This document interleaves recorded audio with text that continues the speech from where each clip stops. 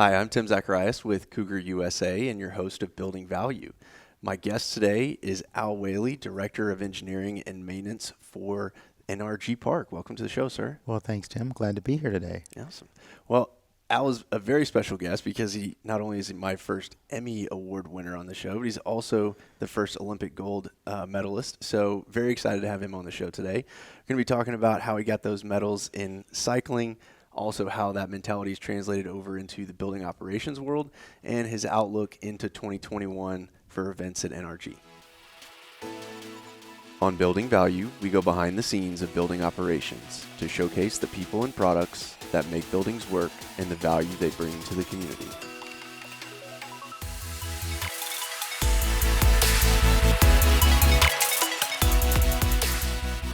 Can you tell me about where you grew up? Yeah, I grew up. Well, my dad was in the military, so we kind of grew up a couple places. I lived on the Air Force Base in Tampa, Florida, as a kid, and then moved to San Antonio. Lived there for a little bit, and then I moved here from Tacoma, Washington. And like I said, my dad was in the military, but I moved here and like back in the late '70s, and so this is as long as I've ever been anywhere. So I kind of say, kind of grew up here, kind of thing in Houston. So nice. Yeah. And we're happy to have you as a Houstonian and the Texan now. Yeah, it's been great. It really has been great. At first, I thought, I'm not going to live here, and then I'm like, here I am, 40 years later. And I love it too. So it's been good. Nice. So what did you do after high school? I came straight here. There was like a 2.5-year waiting list for a vocational school up there in Washington. I came here. I told my mom, I said, I want to be a welder. She says, really? I said, yeah, I want to be a welder. Because my plan was to move back to Tacoma and work at the shipyard up there. Yeah. And came down, became a welder here, and worked offshore and never went back. Really? Yeah. So then after a few years, the economy went down the tank, and I said, well, I need to find something else to do because I'm tired of getting laid off. I got laid off like twice, and I thought, got to be something better. So there was a position open for a maintenance engineer trainee, and I thought, trainee, that's me. Yeah. So I went in, I applied, they hired me, and the rest is history. I mean, I was back in 1983 and been doing it ever since, so. Nice. Yeah. That's cool. So you've been in the kind of building maintenance operations industry since 83? Mm-hmm. Nice. Yes. And when did you get into the cycling? I gotta ask you about that because that's really cool. I got into cycling in the 80s. A friend of mine, I used to run, we do the fun runs kind of thing. And he says, hey, Al, you have a 10-speed? I said, oh, yeah, I got a 10-speed. He goes, hey, man, we're going to ride our bikes to Austin. I said, really? You guys are crazy. He said, oh, no, it's just this big, MS-150. I said, what is that? Well, they're raising money for multiple sclerosis, and we're going to ride the ride. I said, no, man, you guys, that's Austin. No way. I'm not doing that. He goes, oh, well, there was this girl there, and she used to run with us. Her name was Pat, and I had a crush on her. And she says, Al, I'll support you. I said, okay, I'm doing it. I'm riding to Austin. So that's what got me started. So I went to Austin, and that's awesome. We trained a little bit and everything, and I just fell in love with cycling at that point. And then I ran into some guys. As you train, you run into other people that ride, and so I just started riding with other groups and everything, and just got hooked. And someone told me about racing, and I thought, really? There's bike racing? You can see the Tour de France on TV.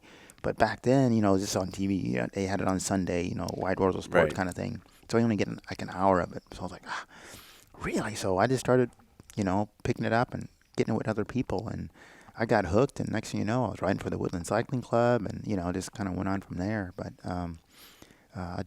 it was different. If you look at guys that jog, okay, I'm not talking about jogging guys, but when you jog, they're not smiling or anything. They're just like, But when you ride, it's like, yeah, this is cool. And then when you get tired, just coast a little bit, Sure. So and you get to, so it's just a little different. But I said I will never run again. Yeah. Cycling is the way to go. It's a lot of fun, and it's funny this year. I kind of got back into it. When I was growing up, I rode BMX for a little bit and did that. And then actually my dad and I would ride at the velodrome. Oh, yeah. And go out to the Friday night races because the house, they just moved, but their house was right down the street from there.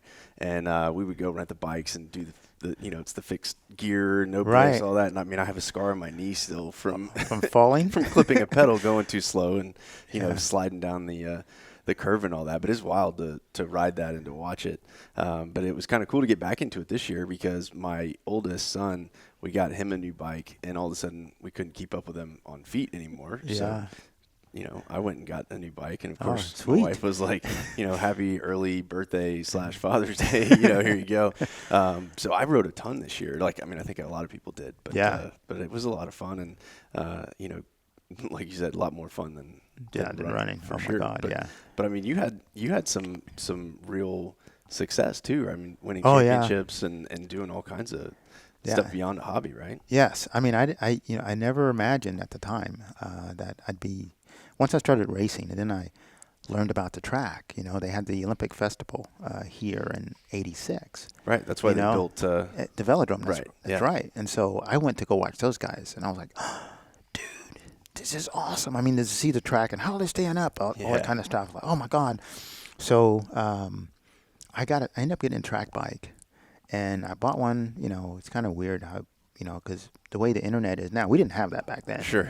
So it's just really, like there's phone calls and going on, and newspaper things. So, so I bought my first track bike and got on the track, and on the road I was really, really good. I got on the track. It's like, okay, they're gonna really teach you. Because I was a 2 on the road. There's like 4 categories. I was 4, 3, 2, and 1. 1 is like, the top notch, okay?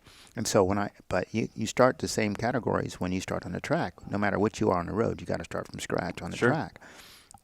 And so I was a 2 on the road, and so when I got my track bike, I thought, oh, dude, I'm gonna cream these guys. They put me in the Ford. I'm gonna cream them all. Oh my God, what a lesson I got. I was like, this is hard. Yeah, so it's very different. So it was totally different. I got humbled really quick. I ate a lot of humble pie, kind of thing. And so one year, I decided to get a coach, and I said, his name was Bill Edwards, and I said, hey, Bill, would you mind coaching me? He says, you know what, Al, I've been waiting 2.5 years for you to ask that. I said, what, 2.5 years? Are you kidding me? He goes, well, you have to ask. I said, geez. So once I got him as a coach, and prior to him coaching me, I'd go to nationals, and it was kind of one of those vacations kind of thing. I'm going to compete, but those guys were on a different level altogether. We go to nationals, like, oh man, I did really good in Texas. You go to nationals, they don't care where you're from. Yeah. It's kind of like one of those, oh yeah, more meat to eat, And I was this pack meat, I mean, I'd go up there and just be like, oh my God, I'm never going again. But when I got a coach, the first year he coached me, it was in '94, and shucks, I went to nationals, got a silver. Like, dude, and then after that, I made the Olympic Festival team, won the sprints up there, and then in '96, I tried to make the Olympic team, and 1/100th of a second. Can you imagine? That's just, wow. I think about it now, but it's okay, because when I made it in 2000, I didn't even think about '96 anymore. It's just one of those things. But yeah, I remember when I raced on a tandem in Sydney. That was the greatest thing ever. I mean, like today everybody has their cell phones and you have all your, we had these little wind-up cameras, and then you let it warm up so you can take the flash kind of thing, So when we were walking on, like the opening ceremony, that's all I had. I just had that little, and you're taking pictures and that kind of thing. But it was really cool because I still have those pictures, those Polaroid kind of things. But yeah, so just doing that was just really, really cool to make the team, because it's like, a friend of mine told me, he says, Al, because he had been before, he says, it's like the best thing you've ever done. But at that time, I'd already won like 10 world championships. Well, maybe not that many, 2000. So I'd already won like 4 world championships. That's incredible. And so I'm thinking, oh yeah, I've been to worlds. Oh yeah. He said, no, Al, you don't get it. I was like, yeah, I get it. He says, no, you're not getting it, dude. I said, I got it. He said, close your eyes and think about the best thing that's ever happened to you, the biggest event. I said, okay. I closed my eyes for like 5 seconds. And, oh yeah, I got it. He said, Nah, you don't get it. I said, all right. So then I pretend, okay, I'm good. So he was right. When I got there, opening ceremonies, I didn't get it. And I was like, oh my God, this is really awesome. You got 110,000 people. That's how many were in the stadium at the time. They're all cheering. So the first thing you do is you just like, gosh, start waving. You don't see, you don't know anybody. You start waving. Hey, this is us. We're here. And so it was really, really awesome. And I remember because as an athlete, they put you out before you march in, so you don't even know what's going on inside. You don't even see what's in the stadium. You don't hear anything. You're just way out because you have to come in by alphabetical order. So we were United States, so we were back toward the end. Sure. So we had a big delegation, and I remember we were out there standing up, and this one of these track athletes, track and field athletes, he starts going, "Who let the dogs out?" And I'm thinking, Who? What? Who let the dogs out? And then his buddy says, USA, like that. And I'm looking around going, who let the dog out? Now, I didn't know it was a song at that time, right? So I'm like, what is he doing? And then next thing you know, we're all going, USA, like that. And he's like, who let the dogs out? USA. And it got really loud because we had a big, massive. Yes, massive amount of people. And it was like so cool. I mean, I'm getting chills telling you about it right now. Me too, yeah. But it was so cool. And then we walk in, so now we're all pumped up and everything. We walk in, and they take us down this long tunnel and everything. And when you come out, it's like you're in the middle of this big crowd. And they had, all the didgeridoos and that kind of, in Australia, they're playing that band. And it was just so, so cool. And I'm like, oh, my God. And that's when you get the big smile on your face and you start waving at everybody. People you don't even know. It's like, yeah, hey, what's going on? So That's incredible. But that was really, really cool. And, and one of the things that happened to us when we were there, like they flew us out of Oakland, I believe it was. All the athletes flew into Oakland. And then we flew from Oakland to Sydney. And so when we all boarded the plane, man, that's a long flight. Yeah. Oh my God. You go to sleep, you wake up, you're in the air. You go to sleep again, you wake up, you're still in there. It's like, oh my God, 22 hours is a long time. It is a long time. So when we were on the tarmac, they were like, okay, we're gotta see. They were doing all the load calculations because you had all the athletes and then you had all the equipment, Gear and everything. Yes, and so they had to make sure that they had enough fuel to make it to Sydney.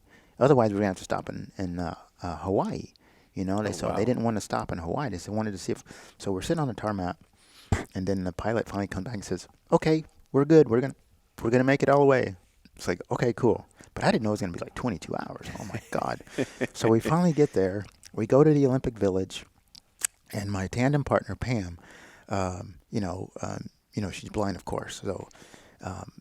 So the one of the coaches says, "Okay, everyone else, no one goes upstairs. If you're blind, don't go upstairs. Just stay down." Because the Olympic Village was houses that they had built for everybody.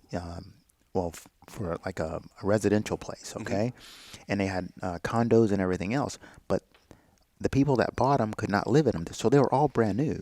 It was just for the Olympic Games, and then after the Olympic Games, then the people that purchased them can go move in. Okay, so we were the first people to be in these places. So they're brand smacking new. So we had these big, expensive houses. Ours was a 3-story building, 3-story house, garage, and all these bathrooms. It was really cool. It's like, oh my God, that's awesome. And so we stayed in that one, and then right across the street from us, the other house was was where the medics were. But anyway, we get there, we land at 10 in the morning or 10:30. They take us to the Olympic Village, and Pam falls down the stairs. Oh no! Yes, she breaks her foot, like the right metatarsal. So it's a spiral fracture. We just got there.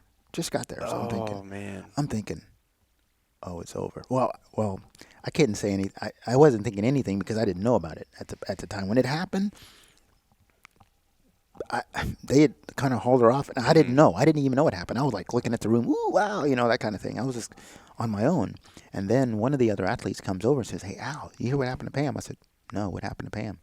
"Oh, dude, she fell and thinks she broke her foot." I said, "Are you kidding me?" And I'm thinking, it's over. We just got here, it's over. And he said, well, they're going to take her to med. They're taking her to med right now, and they're going to go take some X-rays and that kind of thing. And so I got on the phone. I called my coach. I said, hey, Bill, hey, Pam broke her foot. We're not really sure yet, but I think he says, well,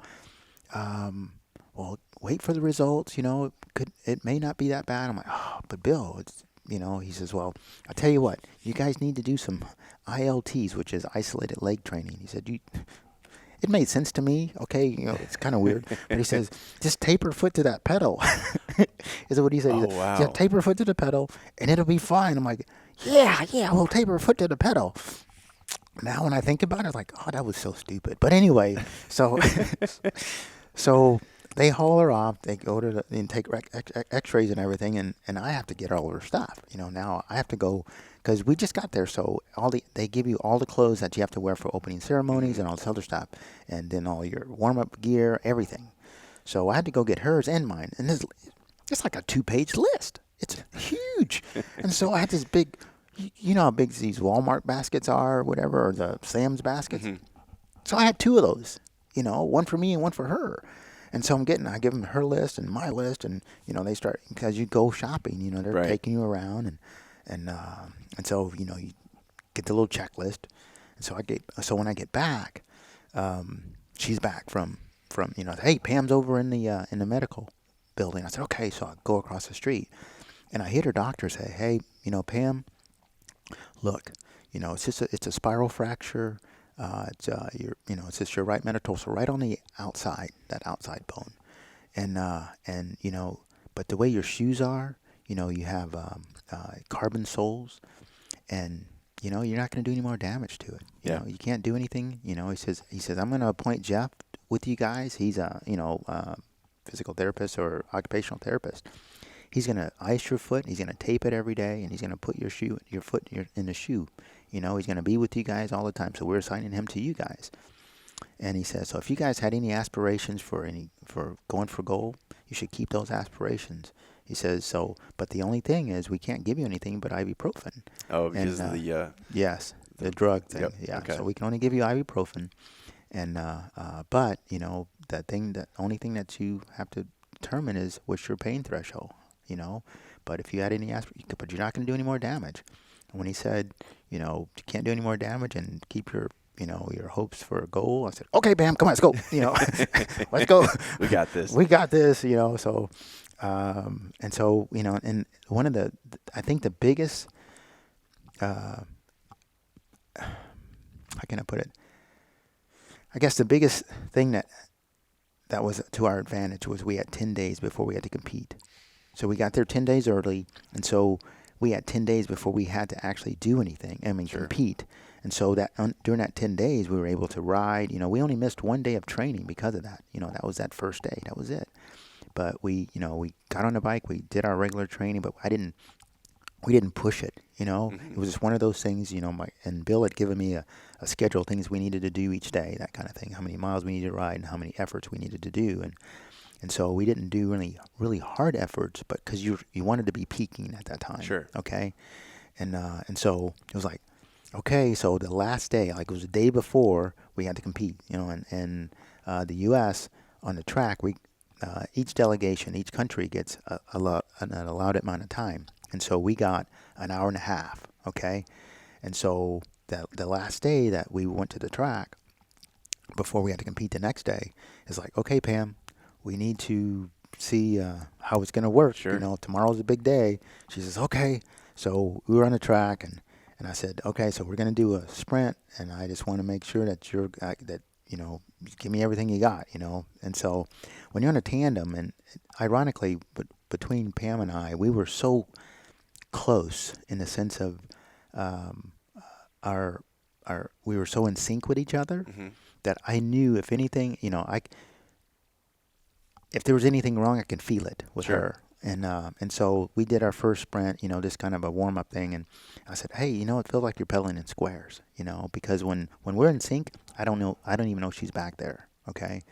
And she said, oh, yeah, well, I just, my brain is telling me, hey, don't do that because it's going to hurt. But then I know that it's not hurting. So she said, it's just subconsciously. She Sure. said, so I'll keep that in mind. So the next time, so we did another one. I said, that's better. but it still feels like you're just not quite there yet. She says, well, Jeff has my ankle taped up. I said, well, let's untape that. So we got off the track. Hey, Jeff, hey, can you like take the tape off from around her ankle, give her more mobility? And once he did that, we did that third one. It's like, oh, you're back. Okay, this is good. So that's what we did. And then the next day we went out and we did the kilo. And that's when we set a world and Olympic record. That's amazing. Yeah. So, and what I didn't know is at the start line, because before you always had to have the coach put her foot in the pedal, because they're clipping, you got the little clip. Right. And so he'd always put it in, and she always had a problem with that foot, and so on that morning when they put us on the start line, it just clicked in, just like that, and he says, "Ooh, it's going to be a good day." I didn't hear this. All right, I'm in the front, she's in the back, but that's what with Ryan Chrissy was the coach, and he says it's going to be a good day. That was awesome, like that. And so she tells me this afterward, of course, but we go out and there was like 17 tandems, I guess, or no, there was 21 tandems. I think we were like maybe the 5th to go, and so we take off, and next thing you know, we're done, and it's like, oh, world record, blah blah blah, Olympic record. I'm like, oh, so now you have to wait. Now we're like 5th, and there's like 15 more to go. And so what they do is those that have like previous winners in the host country, they go last. And so the Australians were last, and they were the previous record holders, okay, and the last winners as well. And then you had Germany, so we're having to wait, like, oh my God. So we didn't get off the bike. We just rode around inside the track, kind of rode around. And I'm like looking, because on the I guess on the score, the big screen, it gives you where they are after the first lap. It'll say 1, 4, 5, Split, whatever. right, Yeah, it gives you the splits. And so we're like, okay, good. Okay, they're not. We're good. Up, yeah. They're not. We're good. So we never saw a 1 at all. So everyone's like 5th or 6th or 10th or whatever. And so when the last one, because I wanted to get down to where if it was like 3 tandems to go, right? And so it's like, once that one went, it was like, okay, we got bronze, like that. So that's what I kept telling Pam, we got bronze. And then we wait for the next one. Oh, we got silver, like that. And then, because it's one of those things, you got to, the clock is, ticking right. kind of thing. And so when that last person Australia got up, it's like, oh, Mulder and Mulder, they were a husband and wife team. And I'm thinking, oh my gosh, okay. Well, at least we got silver, Pam. Like, oh, yeah. And so they get up there, and their first lap, they're like 5th. I'm like, oh, hey, okay, Pam. This might be it. Yes, this might be it. And next thing you know, man, when they crossed the line, they didn't even medal. I was like, sweet. So That's incredible. We were the only tandem ever, still today, to ever win a gold medal for the U.S. That's incredible. Yeah, and so that was really something. I mean, it was. Not only were we happy, but the Italians came and ripped me off my bike, took my hat off and everything, and started, Oh, that's incredible. I had a lot of hair then. I don't have hardly none now. But he took my helmet off and everything, and he was speaking Italian. I couldn't understand what he was saying. But anyway, he took my helmet off and kind of put his hand in my hair and just started shaking me. And like, he was all excited for me. I mean, all my coaches, we were all excited. But it was just one of those things, because we were really nobodies. It's just one of those things. Everybody had, you got all these people. Oh, that's so-and-so. Oh, that's sure. And we were like, hey, it's just us, kind of thing. So, but it was really, really cool. And so you sit there. I remember years ago, I used to watch the medal ceremony, and I was like, oh, dude, that person's crying, and I understood at that point. Once I got up there and everything just, where your mind goes, it's like all the hard work, the sacrifices, the getting up early in the morning, and getting after work and going riding and doing all this other stuff, and all those emotions hit you at that time. And then they're playing the national anthem, United States of America. You just represented your country, and you won. And next thing you know, I got tears coming down my eyes. Oh, yeah. Dude, but it was just so cool. I mean, it's just one of those things when everything just culminates at that one time in your mind and your heart, and you just like, wow, we did it. Yeah, we really did it. So it was a surreal moment, but it was really, really cool, And then we went out 2 days later, we got a silver medal. We crashed twice. No, we Ooh. crashed once. But but we came away with a silver. So we got gold and silver, and we set a record in that one too, in that event, in qualifying. Yeah. And so I was could have had 2 goals, but I'm a good I'm good with silver. I got 1 goal. So yeah, I mean, we both got a goal. So that was really cool. And then so we get back, we go to the White House, get to see the president, kind of thing. That's incredible. And then got to put the jacket on him. I mean, Pam put the jacket on President Clinton. So it was really cool. And so that was really, really awesome. I mean, we go to the White House, sit on the lawn, kind of thing, and then I got my picture taken with him and everything. Yeah. And so this is really funny. Oh, I don't know what's funny to you, but but. So we're taking our picture with the president. I go, say, do you need my name? The guy said, no, we know who you are. This is Secret Service. I was like, because you're taking your picture, and it's like, okay, how you know you're going to get it to me? Right. Or you're going to, don't worry about it. We got you covered. I was like, That's cool. okay, all right. Next thing you know, it shows up in the mail, So, but it was really, really cool. That was just something that happened. And then after we get back, and now Pam lived in Needham, Massachusetts. That's where she lives now. And so we used to fly her down, and then we'd train here, and then I'd go up there every now and then and train, And I worked for CB Richard Ellis at the time, and they were really, really good. They would, help me with my vacation time and stuff like that. And once I made the team, the U.S. Olympic Committee would send them a letter, send your company a letter, saying, hey, you can use them, and kind of like advertisement kind of thing if you want. And if you just be lenient on their schedule, Sure. For training and that kind of thing. And so, so they let me off on days when we had camps and whatever. And it was really cool. I mean, it was really, for them to do that, to help me to do that was awesome, because they didn't have to worry about anything. I mean, I worked every day, but when I had to leave town or something like that, they were like, okay, just go do it, Al, So I was like, all right, cool. So, but it was really, really awesome. And when we finally got back a few weeks later, we get a phone call. I got a phone call, and they said, Al, this is so-and-so with the USOC. And I said, yes. She says, well, you and Pam won the Olympic Spirit Award. I was like, oh, great. I'm thinking, what is that? What is that? But I didn't want to ask her on the phone, Sure. right? I was like, oh, that's awesome. Okay. She said, well, we're going to fly you up to Salt Lake City. You and Pam, we're going to fly you up here. We have a big banquet for you and that kind of stuff. And we'll, present you with this award and so on and so forth. We only give it to 4 athletes. I was like, really? And I said, okay. And so I hang up the phone with her, and I'm like, oh, I called Pam. Pam, oh, you get that phone call? I was like, oh, yeah, I sure did. What is it? She says, I don't know either. We're going to look it up, So we looked it up and found out it's an award that's given out by the U.S. Olympic Committee for the athlete that most represent the Olympic spirit during the games. So we're sitting at the table, and they said, okay, now this is like a tidal wave, I said, tidal wave. He said, yeah, this is like a tidal wave. So, this fame that may come from all this, you can ride that tidal wave as long as it'll take you. Or you don't even have to get on. Just get off. If you don't want to be a surfer, get off, So, but if you don't ride, or if you do, and it ends, there's no what did you say? There's no guarantee it'll ever come back. Sure. And so I was like, I'm good. I don't even want to get on it, because for me, I just wanted to be out. When I came back to work and I want to ride my bike, I just want to be with the guys, it's like, so for me, it was this, I didn't want to change, So you're saying we missed the opportunity to have Al Whaley Wheaties? Yeah.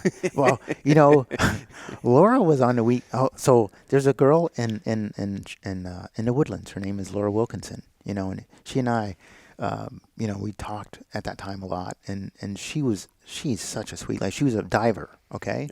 And so she won that same year, and she got the award as well. So it was Rulon Gardner, Marlon Shirley, Laura Wilkinson, myself, and Pam. Okay. So Pam and I were considered one as a team. Okay.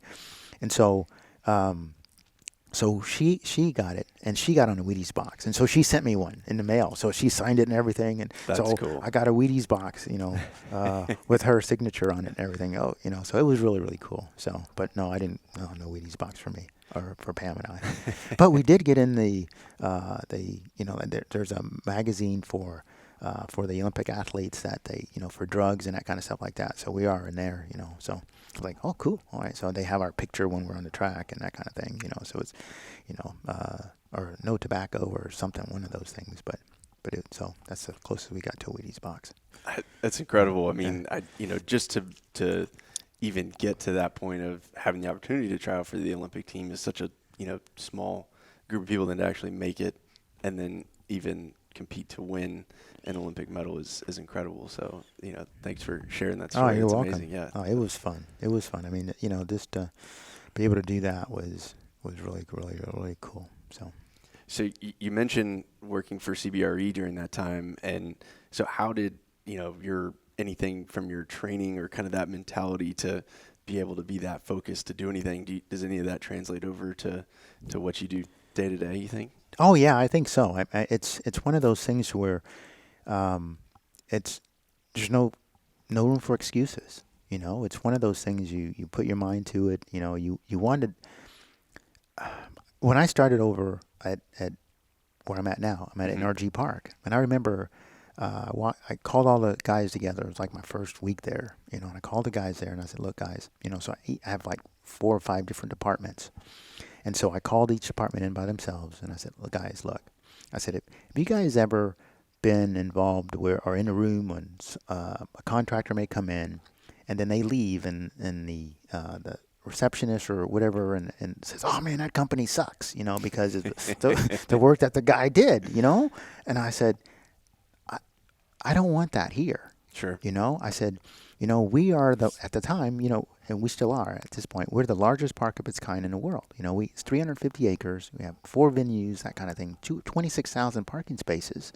And That's so, incredible. It's like, guys, we're the largest, but we're not the best, But I want us to be the best. You can be big as you want, but if you suck, what good is it, Sure. So I said, so I need you guys to take pride in what you do. I'll give you the tools you need, the training you need, and the support you need to do your job, because it's all about, you doing it right the first time. It's like measure twice, cut once, So guys, take pride in what you're doing, because I don't want to hear oh man, that company sucks, or that maintenance department is, is terrible. I don't want that. We want to be the best. I'm going to do what I can to make it that way, but I need your help to do it, and so, I've been there almost 5 years. It'll be 5 years in February.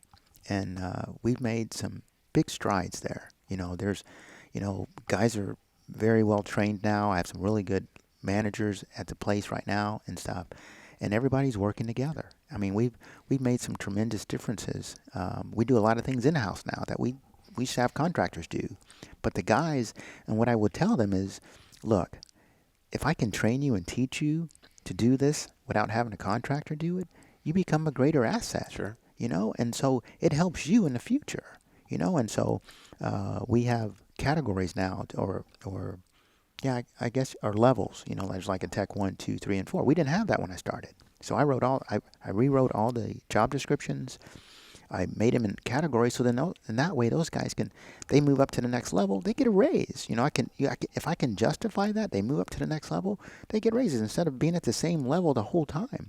So it's an incentive for them, Sure. and it also helps us as a park to have our guys that are trained and know exactly what to do. So we can send this guy. Oh man, I'll just send David over there, and he'll take care of it, instead of I don't want to send that guy or whatever. It's kind of one of those things. So that's what been able to do over there. Nice. That 1, 2, 3, 4 ranking sounds familiar from your cycling. Yeah, days exactly. there. Exactly. So that's cool.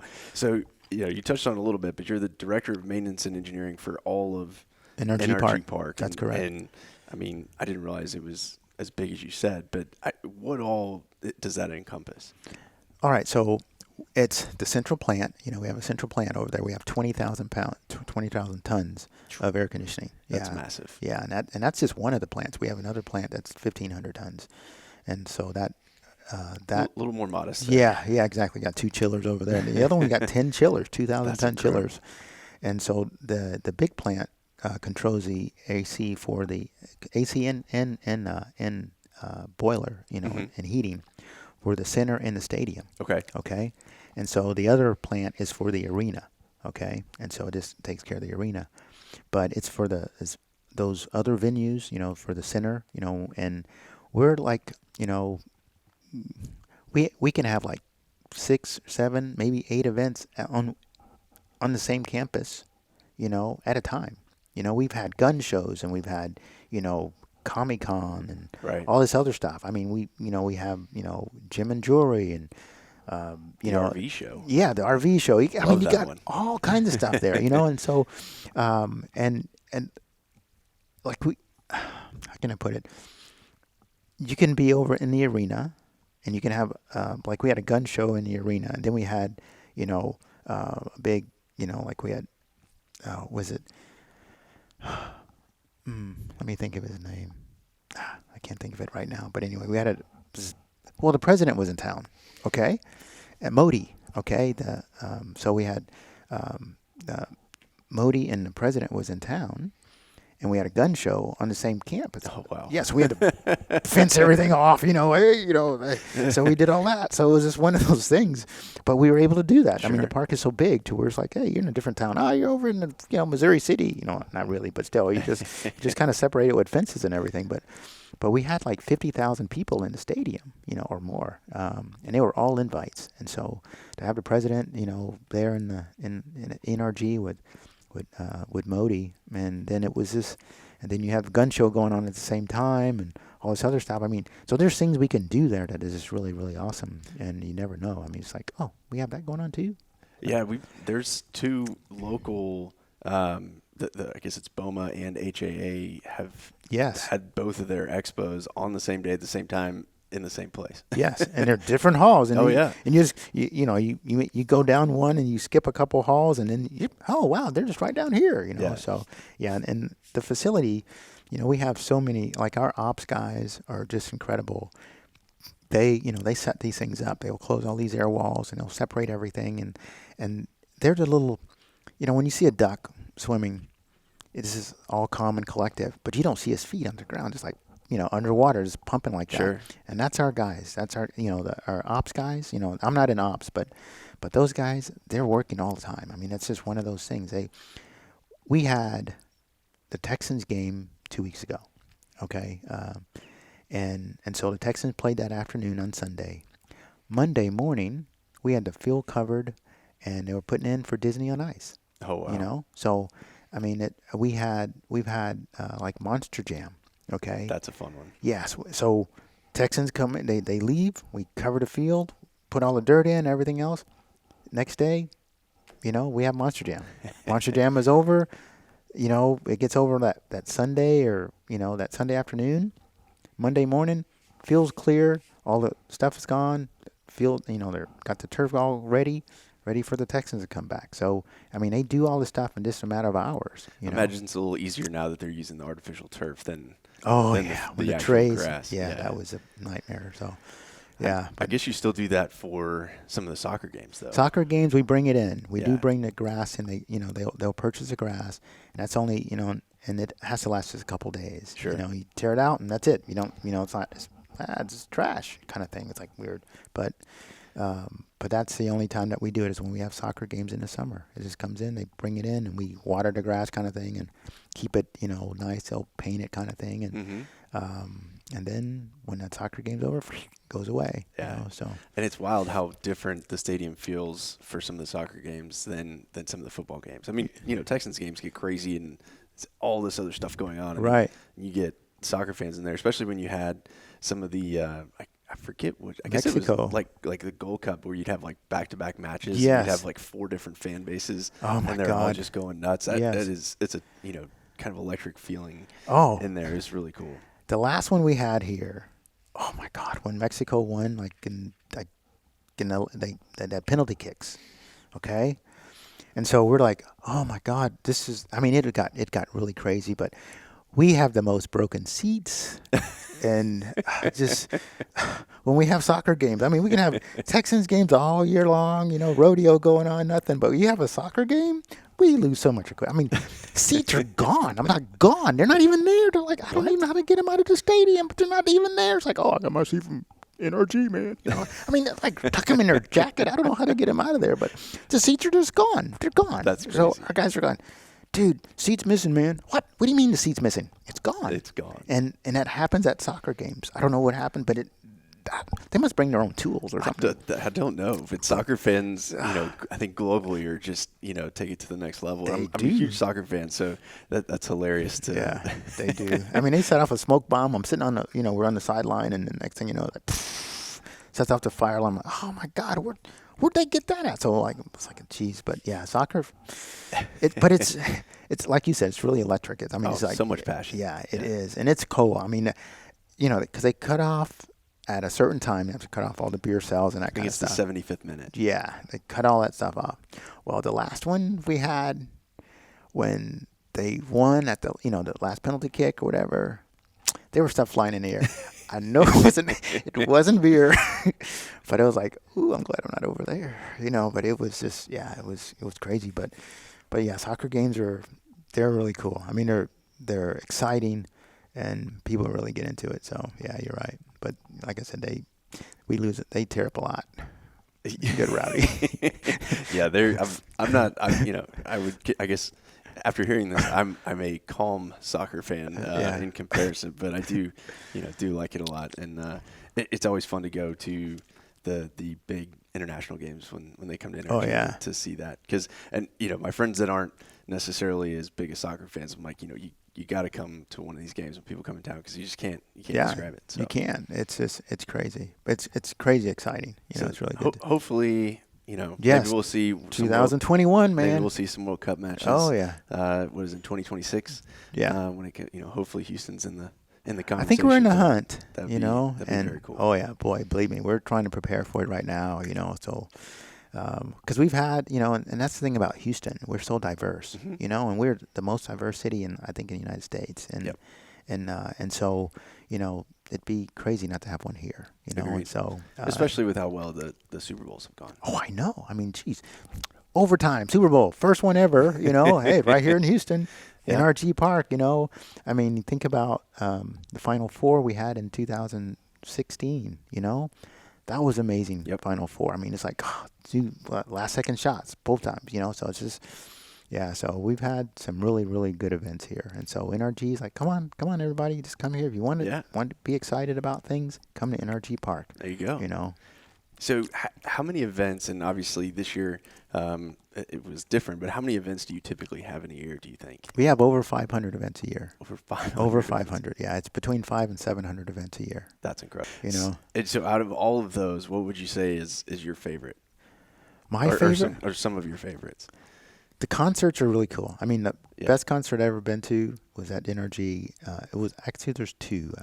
I went to Imagine Dragons, because we had Methodist had, for their employees, they had 100 year, Methodist hospital, and so they was there, and I was the MOD that day, so I was like right by the stage. It was cool, like, oh man, and that was really cool. Nice. And then Taylor Swift. Really? Yes, Taylor Swift was an amazing concert. I was like, oh my gosh, and so I'm walking around, and she had a lot of pyro, like fire and going on, and so and one of her songs, that pyro was. I mean, I'm way on like in the end zone, south end zone. She's on the north end zone. That's where their stage was, and the pyro goes off.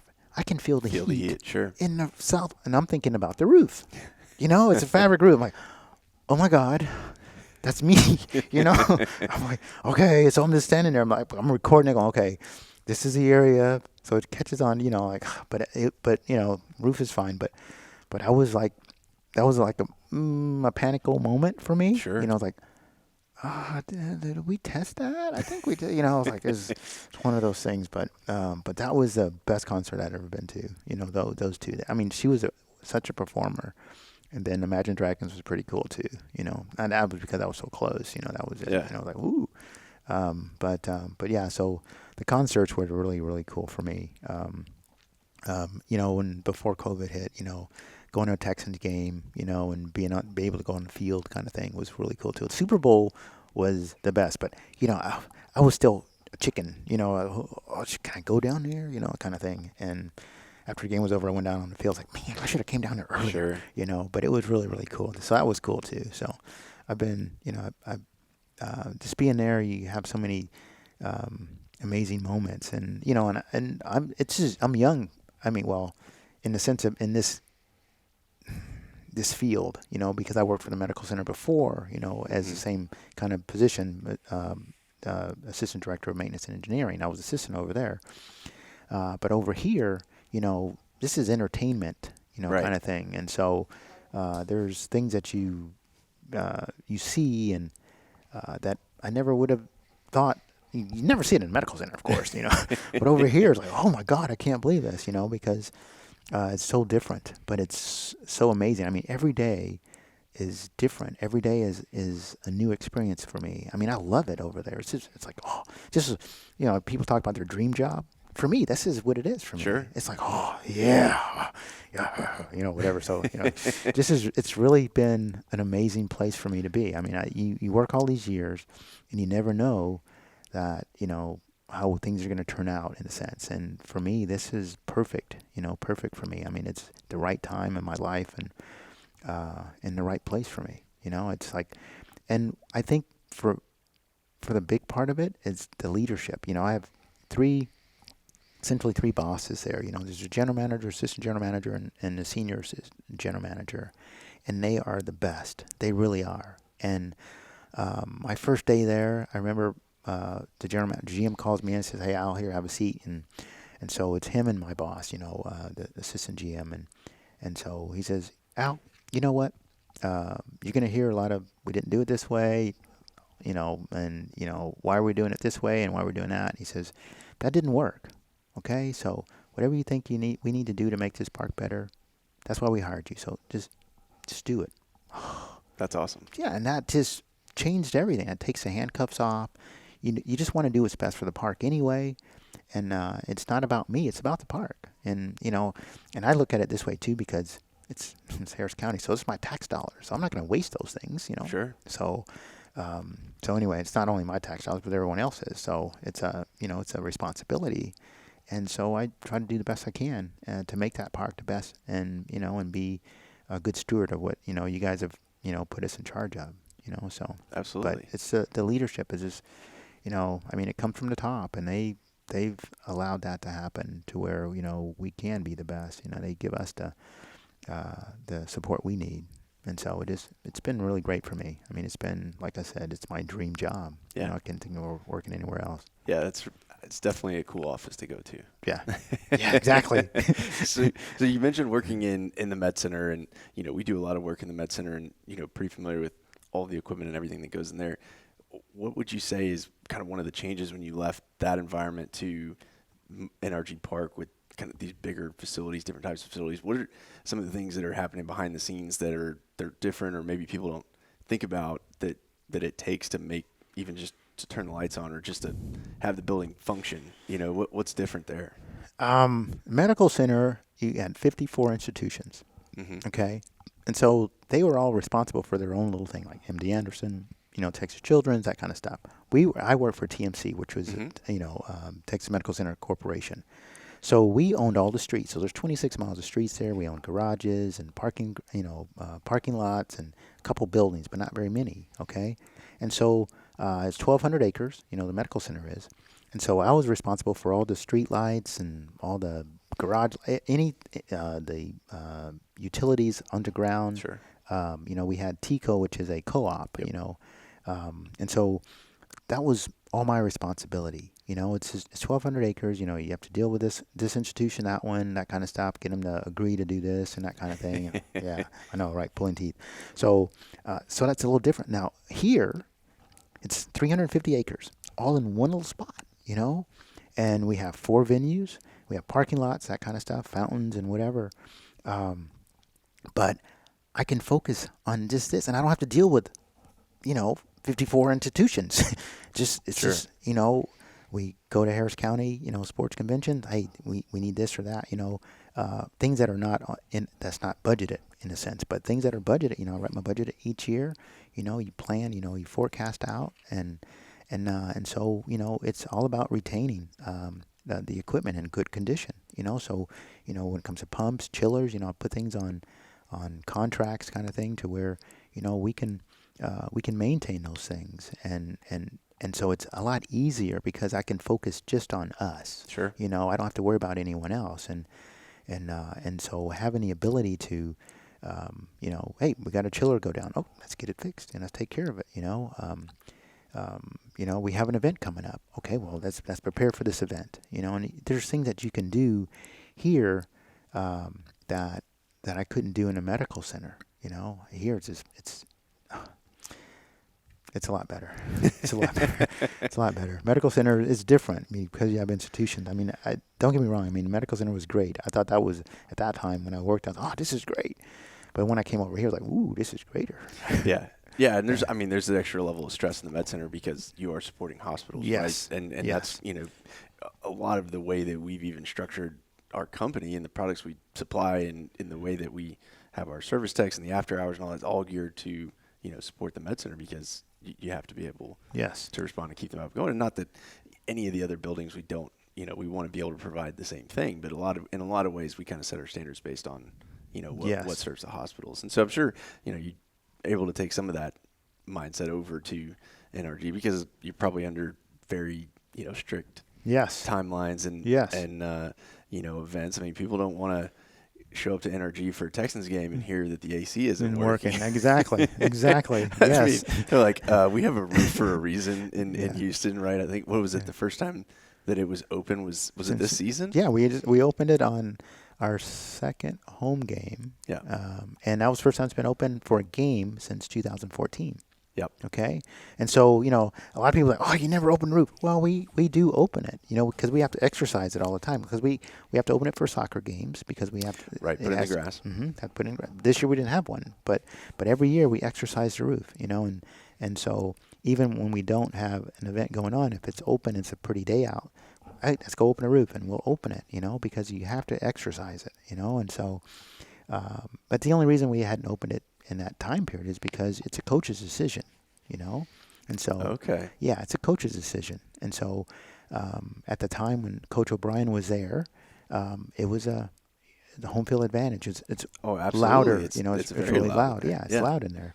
And so, now that he's not there, it was kind of, hey, let's open the roof.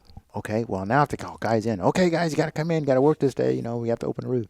And it only takes 7.5 minutes to open. Really? Yeah, just put that thing on and just open it up. And so it's really, it's beautiful when the roof is open in the field. Like, oh, my gosh, it's really cool. So I'd always wanted to open it for high school games. Oh, we need to open the roof. But every time we have a high school game, pretty much it'd be raining outside. Oh, okay. Yeah, so. Well, if you open the roof, you don't have to worry about the pyrotechnics, right? Do not. We have, and they have pyro. When we open the roof, they'll put them up on the roof and they shoot it off. Yeah, so it's really cool. Yeah, so having the roof open is awesome. Yeah, I don't think I would personally get up on the roof to do that, but I'd be clutching onto that guardrail. But I'm sure it's a cool view from up there. It really is. It really is. And it's not. It's we call it the carrier deck, and it's about as wide as this room, or wider. Wow. Yeah. So you're good. The highest I've been up is in what are the is it catwalk? Was it the end zone clubs like up at the like the 600 level 700 level clubs up there? Yes. And that feels high. I've been up there during the rodeo and they're like, wow, this is it feels much higher even than the 600 steep level. Yeah. Yes. And you're like, wow, that is a long way down there. Yeah, it is. Yeah, it is. So, and then it's incredible to see you look at NRG next to the Astrodome and you're like, wow, that's pretty incredible. So. Yes, I've been on top of the Astrodome quite a few times because we have a light up there. And then, when we had, like, for the, when they were honoring the, what do you call them? when they were honoring all the nurses and doctors and everything, Okay. and they had to fly over. The frontline workers. Yes, frontline. Yeah, that was cool. Yes. Okay. And so we had to go on top of the dome, so they can take pictures of it and everything. So I took the guy up on top of the dome, and when you're up there, you're just on level 5 of the stadium. Wow. And you're all the way on the top of the dome, and you're just like on level. I was like, dude, the stadium is huge. Yeah. Yeah. I mean, it's like they dwarf the dome and the dwarf. But here's the ironic thing. We seat 72,000 in the stadium. Did you know the Astrodome seats 70,000? That's incredible. Yeah. It's amazing. Yeah, I mean, I used to go to games with my dad growing up. We'd do the Dollar Dome days and be out in center field like a mile away from home plate. It felt like, and then the skyboxes. Aspie used to do events up there, and we'd do that, and that was really cool. But the last time I was in the dome was when it was the Hideout. Oh, and, wow. Doing dancing after the rodeo Yeah. there and looking up, and that's really cool. So, I guess so. What's been going on with the Astrodome? Is it just well, hanging out? it's right now. It's kind of hanging out there. We have a big banner on there for Selena. Okay. For Netflix. They have a big Netflix series getting ready to happen. So we had to we put a big banner up for that. But we're still waiting. We have some plans, but things are kind of on hold right now. But things get back on track or something, and we're gonna.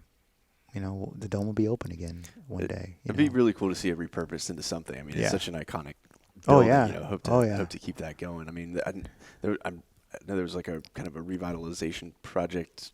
Was that a couple years ago? On the underground stuff, and we did some stuff there. But love to see it get open for something. Yeah, that'd be cool. And I think once everything gets off the ground, it's going to be another exhibition center. Is what the plans are. Very cool. Another exhibition center, and it's a matter of time. Once that happens, you'll have another venue to go to. And with parking. The plan was to have underground parking there. Right. And then an exhibition on the top. And it'd be the largest exhibition center like that.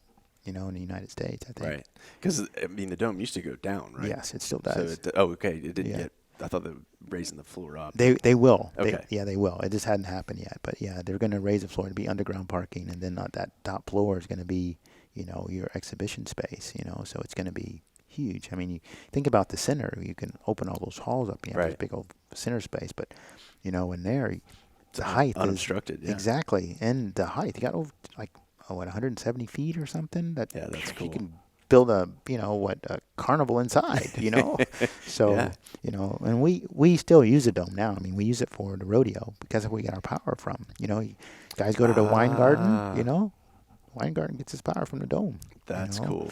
Yeah. So, and then you have all these, a lot of the fair, the carnival and that kind of stuff, The cookout. Yeah. So there's, the dome is still used. That's cool. You just don't really know about it, but it's that old boy is like it's still going, still kicking. Very cool. Yeah. Nice. Well, since you brought up rodeo, I mean, this year in March, it was kind of things were really ramping up, and I went to see Willie Nelson, and then I think it was the next day or the next couple of days that was it. And rodeo was shut down due to COVID, but you guys, you can't just say, okay, let's lock the door and turn out the lights. I mean, so what have y'all been doing? Yeah, so what we've done since, when COVID hit and we had to shut down a little bit, since we've had so many events a year, 500 or more. Right. We can't really do a lot of things. We have to plan it out, when we don't have anything on and we do it. But because of COVID, it's been really a blessing in disguise for us because there's a lot of events, a lot of maintenance things that we couldn't have done before. We had to plan out for months. Sure. We have a pocket here, a pocket there, a pocket here, a pocket there. And so it was going to take like 3 or 4 months to do that. We were able to get that done because we had no events. Right. Okay. And so, we were able to do a lot of things there, with COVID and the air quality and that kind of stuff. We were able to do the things in the stadium so we can have fans and, so there's a lot of things in which we've been able to do because we haven't had events and some maintenance items that we were putting off, because of the events or having to schedule in phases. Sure. We didn't have to phase anymore. It's like, oh, let's get it done. Right. And so it's really helped us to where we can get on top. We put in, prior to COVID, we put in all LED lights in the center, which huge difference. And then it was the programming part, okay? Oh, sure. So we were able to do all that programming when we couldn't have done it before, So it really makes a big difference. So we've been doing a lot of maintenance things that we've had to put off in the past, or to phase them.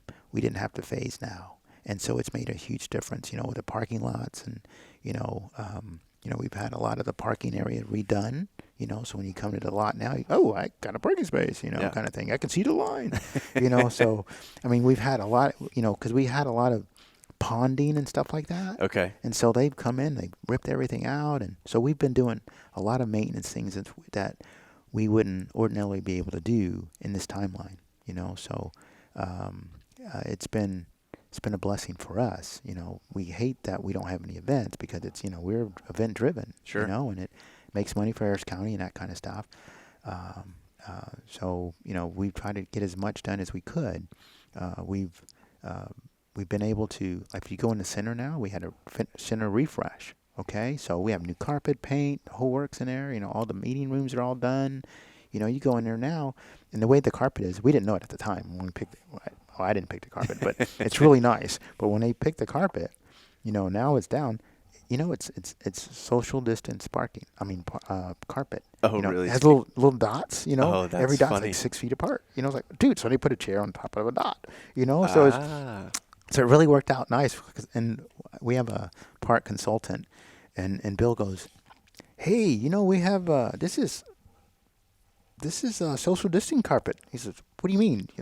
Look at the dots every 6 feet." Like, oh, so it's just one of those things. But no one knew it at the time, Sure. because when they picked out all this stuff, COVID wasn't even around. Right. Yeah. Social distancing that term hadn't been used for 100 years. Exactly, exactly. So, but so we've been able to do all that, and we were going to have to stage all that between the events and stuff like that, but we were able to go in and they ripped out all the carpet. No one was in the way, so Sure. it really worked out for us. So, like I said, we were able to do a lot of things because of COVID that we wouldn't ordinarily be able to do in this timeline. So now that we're about almost done. And that's good to hear because there's kind of two directions that it could have gone during COVID. I mean, one is you're event driven, you got no events. We're just going to lay low and kind of wait and ride it out. But, to kind of go on the offensive and get things up to date where you want them so that hopefully, early next year, we'll be ready to go to be better experience for everybody next year. Oh, exactly. I mean, we had like vents that were coming apart, in the center. And so we were going to have to stage that. And so we already had it bidded out and everything like that. I had a contractor chosen, and I was like, okay, so you're gonna come here for 2 weeks because we got this event, so you can only get maybe this half hall done, but we had to do all 5 halls, and they're like, okay, and then COVID hit. It's like, okay, come on in, guys. Come on in. Okay, you got it's all yours. So they got it. They got everything done in a month, okay, and it was gonna take us 4 months to get it done ordinarily. Oh, wow. Yeah. And then we were still stressing because we may not have gotten it done by then, kind of thing. It was like, okay, but what if we have this event? This event is on the books, so they have to be out. But then this other company's moving in, so you only have this. And they're like, oh, I don't know if we can get done in that amount of time. So it really worked out for us. So when that happened, they went in, they changed every. It's a damper inside the ducting, and they were cracking and coming out. They're flying out like 50. Oh. Yes, and so, but they're 20 years old, okay, and so we went in and had the contractor check all of them, and then we just replaced every one of them in the center, every one of them. We didn't want to take that chance of something, so we ordered all new. They put them all in, that kind of stuff, and in the stadium, that was in the center, and in the stadium. We get a lot of condensation. It's been going on since the stadium was built because, in the summer, you have that, like the chill water temperature we send to the stadium is 38 degrees. Ooh. Okay. Usually it's, 42. Stadium is 38 degrees is what Wow. our temperature is. Okay. So we send 38-degree chill water to the stadium. And so all the air handlers and everything, they're pumping out some really cold air. Sure. So when we have like the dew point and it's raining. Yep. Okay, raining in the stadium because it's coming out of the vents, and That's crazy. And so because you have this, it's like the roof, we have we call a barrel roof. Okay, it's the flat part, like you'll see, the stadium, the fabric roof, and then you have that little round kind of curve area. Sure. That we call it the barrel roof, but that's where the vents are, right underneath that area. Okay, and so that roof gets 105, 108 degrees. Okay, so that little pocket up there, we call it is stratified air.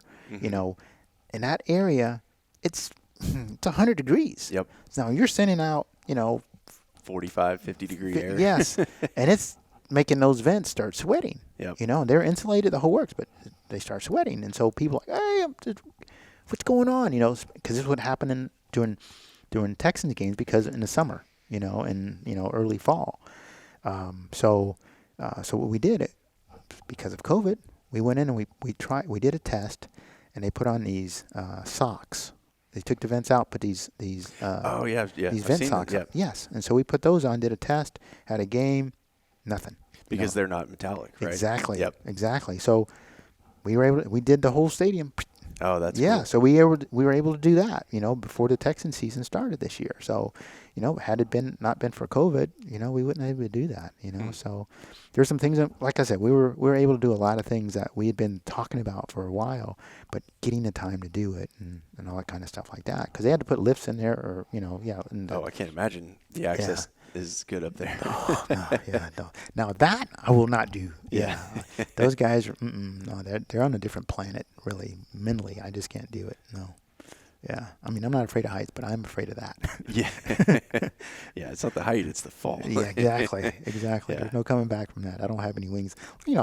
It's, it's kind of nice to hear, a good outcome over the last, 6 to 9 months. So, that's great that y'all have been able to do that, and hopefully that's all in preparation for a better 2021. So what do you feel like the outlook is for next year for just being able to have events in general? Is the calendar booking up? Yeah, we have some things happening. We have Monster Jam coming. Nice. Yeah, in January, February. So as soon as the Texan season's over, we're gonna have Monster Jam and Supercross. So we're hoping to get people in. That's the thing. We had a spike here. We had Disney on Ice, and we had a spike, and so we didn't get a big turnout. But we're hoping that during Monster Jam and Supercross that we get a good turnout. Because people wear the mask, that kind of stuff, and be safe. And with the vaccine coming out too, that kind of helps. At least we hope it does anyway. Sure. And so, we're thinking maybe by April, May, things will get really close to back to normal kind of thing. And then after that, sky's the limit. Yep. It's kind of like, okay, let's do it. You Yep. know, so that's what we're hoping for. I'm sure there's going to be this pent up demand to get out and fast forward to next year's football season, stuff like that. I think people are just going to be ready to explode in the stadium. Oh, so, yeah. It'll be really, really cool. Yeah. So that's what we're hoping for. I mean, we have a great sales team. We book things, years in advance, and stuff. And so our sales department, those ladies over there in marketing, they, and guys, they do an amazing job for us. Some of the events we get is like, oh my God, how do we get that? I mean, we think about it. We had Showtime Boxing, last year, and in the arena. Yeah, that's cool. It was awesome. Like, dude, I was manager on duty that day, kind of thing. I was like going from we had boxing going on, we had something else going on in the other one. I think boxing and soccer. Oh, nice. Yeah, so I'm going from one facility to the other, but it was like, dude, this is really, really cool. So it's just, like I said, we have a really great team over there that, gets our events and, they keep it going, Absolutely. Yeah, So, we've covered a lot, and it's been awesome to hear your stories about cycling and working in Med Center and now at NRG Park. If you're thinking about people that are either kind of getting into this industry or already in the industry or maybe work at similar type facilities to where you are, what advice would you have for them, just kind of either day to day or just how to run a facility like this better? Like, if you want to get into this, you got to be committed for one. It does takes time, and it's and you have to think of it as a career. Sure. You know, I mean, because it's just not a job. I mean, it's what you're doing. You're putting smiles on people's faces that come there. You want to make sure, because a lot of people don't see the things that happen before you get there. You know, Right. you show up and everything, the stage is built. You know, everything is already pretty. Yep.